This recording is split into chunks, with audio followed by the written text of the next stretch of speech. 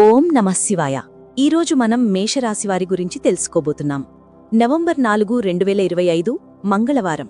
అలాగే రాబోయే 3-4 రోజులలో అంటే నవంబర్ 5, 6 మరియు 7 తేదీలలో గ్రహాల స్థానాలు మరియు సంచారాల ఆధారంగా మీ దినఫలాలు ఎలా ఉండబోతున్నాయో వివరంగా చర్చిద్దాం.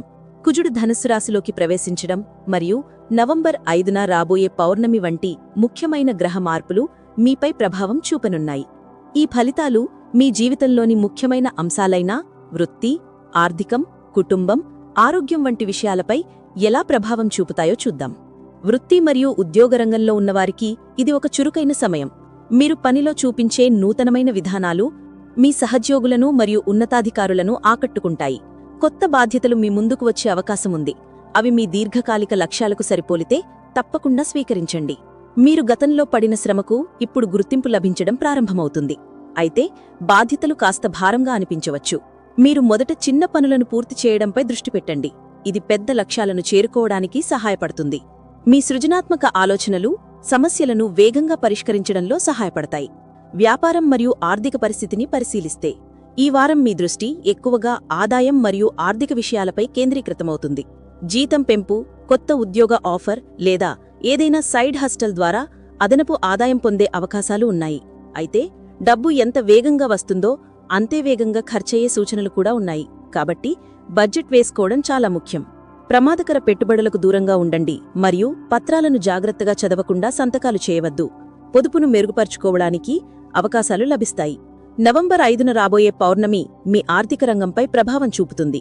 కాబట్టి ఈ సమయంలో ఆర్థిక నిర్ణయాలు జాగ్రత్తగా తీసుకోండి. కుటుంబ మరియు ప్రేమ సంబంధాలలో నెమ్మదిగా కానీ స్థిరమైన పురోగతి కనిపిస్తుంది.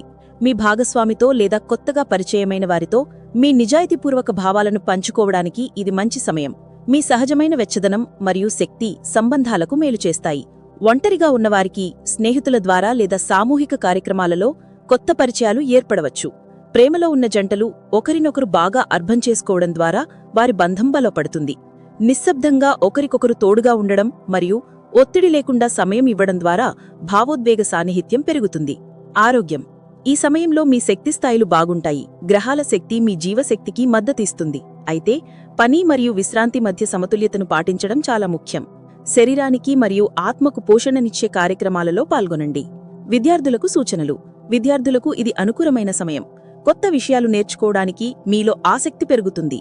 కొత్త కోర్సులో చేరడానికి లేదా మీకు ఆసక్తి ఉన్న అంశాలపై లోతుగా అధ్యయనం చేయడానికి ఇది మంచి అవకాశం. మీ కృషికి తగిన ఫలితాలు లభిస్తాయి. ఈరోజు మీ అదృష్ట అంశం మీ సాహసోపేతమైన స్ఫూర్తి. మీరు సవాళ్లను స్వీకరించే మీ ధైర్యమే మిమ్మల్ని ముందుకు నడిపిస్తుంది. కొత్త అవకాశాలను అందిపుచ్చుకోవడానికి వెనుకాడకండి. చేయవలసిన పరిహారం. ఈ రోజు మరియు రాబోయే రోజులలో మానసిక ప్రశాంతత కోసం ప్రతిరోజు ఉదయం శ్రీ శివపార్వతులను ప్రార్థించడం మంచిది. ఓం నమః శివాయ మంత్రాన్ని 11 సార్లు జపించడం ద్వారా ప్రతికూల శక్తులు తొలగిపోయి మనశ్శాంతి కలుగుతుంది. మొత్తం మీద మేషరాశివారికి ఈ రాబోయే రోజులు మిశ్రమ ఫలితాలను ఇస్తాయి. వృత్తిలో కొత్త అవకాశాలు, ఆర్థికంగా వృద్ధి ఉన్నప్పటికీ ఖర్చుల విషయంలో మరియు ఆరోగ్యపరంగా జాగ్రత్త అవసరం. సంబంధాలలో నిజాయితీ మరియు ఓర్పు మీకు సహాయపడతాయి. ఈ సమాచారం మీకు ఉపయోగపడిందని ఆశిస్తున్నాము. ఈ వీడియో మీకు నచ్చినట్లయితే దయచేసి లైక్ చేయండి. మీ స్నేహితులు మరియు కుటుంబ సభ్యులతో షేర్ చేయండి. మరిన్ని జ్యోతిష సంబంధిత సమాచారంతో మళ్ళీ కలుద్దాం. అంతవరకు సెలవు. స్వస్తి.